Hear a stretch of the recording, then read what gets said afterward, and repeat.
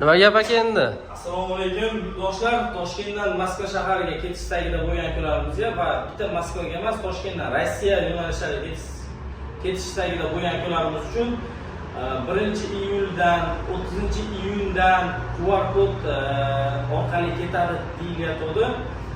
Kecha mana aeroportda, xudo xolasa mana aeroportga uchgan odamlardan so'radik. Moskvadagi odamlardan so'radi.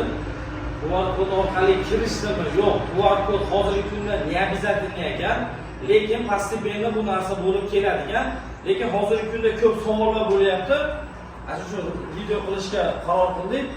QR kod orqali kiryaptimi deganlar uchun tushuntirib o'tamiz. Xudo xolasa yo'q aka-ukalar, hozirgi kunda majburiy emas ekan, lekin bu narsa keyingiga kerakli narsa ekan QR kod orqali. Shuning uchun aka-ukalar bizning reyslarimiz Toshkentdan Krasnodarga, Toshkentdan Moskva, Sankt-Peterburg, Volgograd, Saratov, Rostov, Novosibirsk, Yekaterinburg shaharlariga biz bilan bog'lanib, shularga komfortli avtobuslarga ketishingiz mumkin. Bizning reyslarimiz xudo xolasa dushanba, seshanba, payshanba va juma kuni. Va Rossiyadan kelmoqchi bo'lgan kunlarimiz uchun bizda har doimgidek reyslarimiz avtobus orqali bemalol biz bilan kelib ketsanglar bo'ladi. Rossiyadan rossiyskiy nomerimiz, O'zbekistondan O'zbekiston nomerimizni qo'yib boramiz. Aka-ukalar bizni kuzatinglar, xudo xolasa ma'lumotlarni chiroyli qilib yetkazamiz. Rossiyadan mana barcha shaharlariga reyslar bor.